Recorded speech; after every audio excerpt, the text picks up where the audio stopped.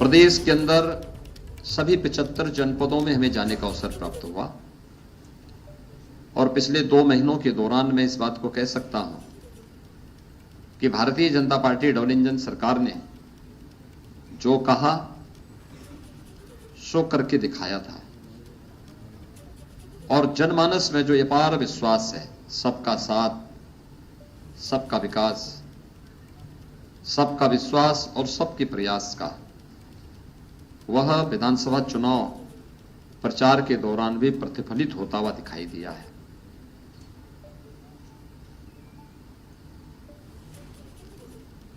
यह सच है कि 2014 से पहले प्रदेश की राजनीति को भी और देश की राजनीति को भी कांग्रेस और अन्य क्षेत्रीय दलों ने जाति, मत, मजहब, क्षेत्र, भाषा और तमाम अन्य बातों के आधार पर विभाजित कर दिया था और इस उधेड़-बुन में मूल बिंदुओं पर ध्यान नहीं जा पाता था। पहली बार देखने को मिला है जब 2014 में प्रधानमंत्री मोदी जी के नेतृत्व में इलेक्शन लड़े गए और भारत के सामान्य निर्वाचन के लिए उस समय इलेक्शन के एजेंडे को जो धार उन्होंने दी थी, लोकसभा चुनाव के पहले प्रधानमंत्री जी ने नारा दिया था सबका साथ और सबके विकास का। लोगों को लगता था कि ये वास्तव में क्या है, लेकिन जब 2014 में सरकार बनी और सरकार ने अपने बिंदुओं को फोकस किया देश की आंतरिक और बाह्य सुरक्षा को लेकर, देश की आस्था के सम्मान को लेकर, देश की इंफ्रास्ट्रक्चर डेवलपमेंट को लेकर के और गरीब कल्याणकारी योजनाओं का लाभ बिना भेदभाव के प्रत्येक नागरिक तक पहुंचाने का,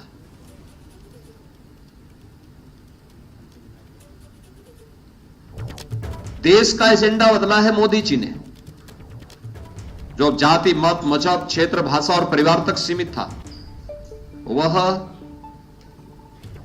प्रधानमंत्री मोदी जी ने गांव, गरीब, किसान, नौजवान, महिलाएं और समाज के उन सभी उपेक्षित, दबे कुचले तबकों तक पहुंचाने का काम किया जो आजादी के बाद शासन की योजनाओं से वंचित थे, जो विकास की प्रक्रिया में पिछड़ गए थे और जिन्हें सरकार के सहयोग और सहारे की आवश्यकता थी, उन सबको ये संबल देने का काम प्रधानमंत्री मोदी जी के नेतृत्व में हुआ। आज उसका परिणाम भी देखने को मिला है। ये सच है 2014 से 2017 के बीच, मार्च 17 के बीच प्रधानमंत्री मोदी जी के द्वारा प्रारंभ किए गए गरीब कल्याणकारी योजनाओं का और इंफ्रास्ट्रक्चर डेवलपमेंट के कार्यों को प्रदेश की तत्कालीन समाजवादी पार्टी की सरकार लागू करने में विफल रही, पूरी तरह विफल रही। लेकिन जब मार्च 2017 में भारतीय जनता पार्टी की सरकार प्रदेश में पदारूढ़ होती है, तो उस समय हम लोगों ने आकर के केंद्र सरकार की उन सभी योजनाओं को प्रदेश में लागू किया जो प्रदेश के 25 करोड़ लोगों के जीवन में व्यापक परिवर्तन का कारक बन सकती थी। याद करिए, हम लोग जब आए थे, हमारी सरकार ने पहले 3 फैसले लिए थे। अन्नदाता किसानों की ऋण माफी के, जिसमें 86 लाख किसानों का 36,000 करोड़ रुपए का कर्ज माफी का कार्यक्रम हुआ था। ट्रांसपेरेंस तरीके से पूरे देश के अंदर अपने आप में एक उदाहरण था। टेक्नोलॉजी का उपयोग करते हुए कैसे किसानों के जीवन में परिवर्तन लाया जा सकता है, यह कार्य किया गया। प्रदेश के अंदर अवैध बूचड़खानों को बंद किया गया और बेटियों की सुरक्षा के लिए एंटी रोमियो स्क्वाड का गठन करके हर थाना क्षेत्र में इसको सक्रिय किया गया। अन्नदाता किसानों से अगर मैं इस योजना को प्रारंभ करूं, आज आप देख रहे होंगे अन्नदाता किसानों के लिए प्रधानमंत्री फसल बीमा योजना,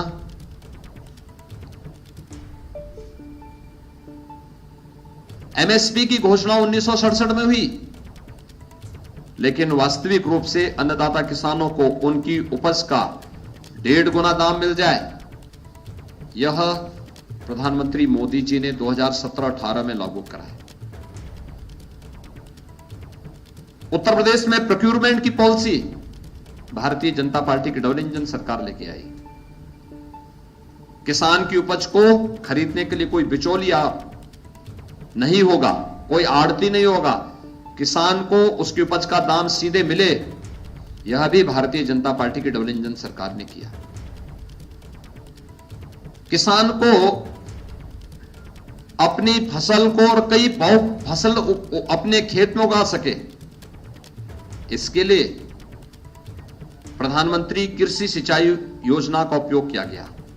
दशकों से लंबित बाण सागर परियोजना, अर्जुन सहायक परियोजना, सरयू नहर राष्ट्रीय परियोजना जैसी 1.5 दर्जन से अधिक परियोजनाओं को पूरा किया गया।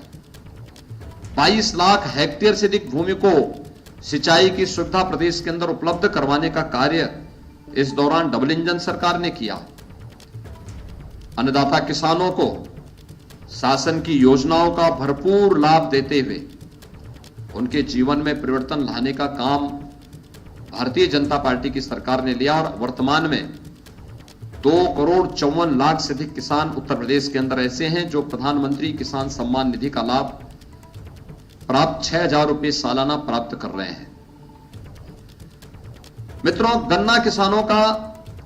1,62,600 करोड़ रुपए से अधिक का गन्ना मूल्य का भुगतान मात्र 5 वर्ष के अंदर भारतीय जनता पार्टी की डबल इंजन सरकार ने किया है। अगर इस पूरी राशि को आप 2004 से लेके 2003 से लेके 2017 के बीच सपा बसपा सपा की सरकार के कार्यकाल को देखेंगे, इतना गन्ना मूल्य का भुगतान इन पूरे 3 कार्यकाल में भी ये लोग नहीं कर पाए थे। कोरोना कालखंड में भी कोई चीनी मिल बंद नहीं हुई, सभी चीनी मिलें अपना काम करती रही, चलती रही, और जब तक गन्ना किसान के खेत में गन्ना है तब तक चीनी मिलें चलेंगी। उस संकल्प को सरकार ने लागू भी किया।